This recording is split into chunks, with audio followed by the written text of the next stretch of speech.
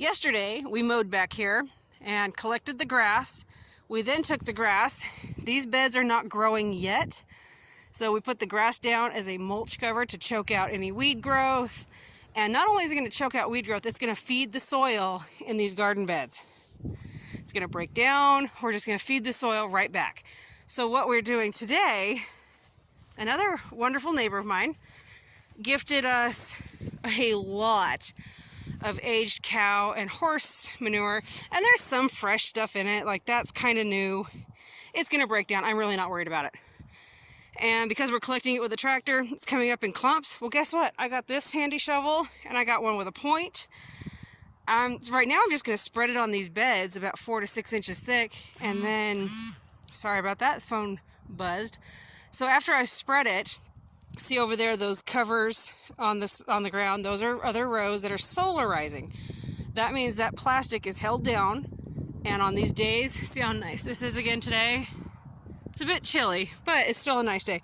What it's doing is it's collecting sunlight and cooking the soil. Now, it's not like the high temperature cooking like the soil that you end up buying at the big stores, and your soil's just toast. It's really just a filler. It doesn't have stuff in it. I'm going to kill and germinate. So you put down the plastic. It encourages any seeds that are in there to germinate. But then because it gets hot, it kills them out. So the whole idea is do that. You want to do it for at least 2 weeks. 3 weeks is more optimal to 4 weeks. Which this is an awesome time, guys. If this is something that you're interested in, it's just painter's plastic. Walk over there. So it's just the drop plastic that painters use. And I do have them doubled over just because I kind of have this idea that I'm going to potentially use them for like raised. I can put hoops in here and raise them up. So I ran out of plastic that day in this row, and I also need to add more compost here. But underneath here, see that beautiful compost soil I can plant directly into. This one has a little bit of grass trying to grow in there. I'll just yank it out. I would rather have to deal with a little bit of grass than weed after weed and just grass like crazy. And also, guess what? I'm not using chemicals. If I don't have to use chemicals, if there's no need for it, I'm going to do it. So I'm going to start layering this on these beds. All right, I'm going to knock this out.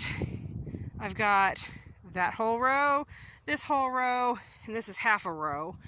There's 2 rows down there. See this one? I'd like to put some more grass clippings down. Maybe. I don't know. I could just be in a hurry.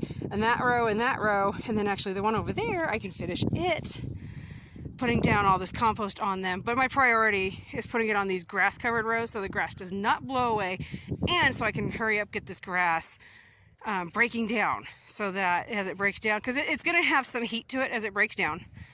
And so if I can get this breaking down ASAP, I don't have to worry about hot roots on my plants that are getting cooked to death.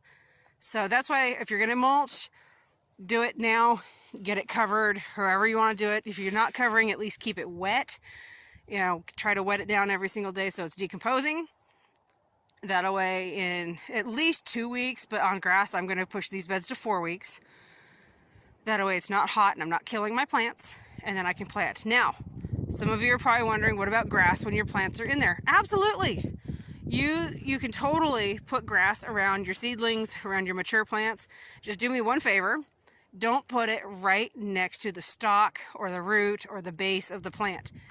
It really can mess with them because of the heat that's produced. It really can fry them and cause an imbalance and this and that, or fungus issues. And so just don't put it directly next to the plant. You can put it around it. And then if you have a plant that's like droopy, like say a squash or let's see, cucumbers, what else is droopy? Anyway, anything that's droopy touching the ground, maybe lift those leaves up somehow, just because you don't want those leaves to be riding on that grass, getting cooked by the grass and introduced to anything that could cause a fungus issue or anything else. So it's really great. I do encourage using grass as a mulch. Just be really smart about it.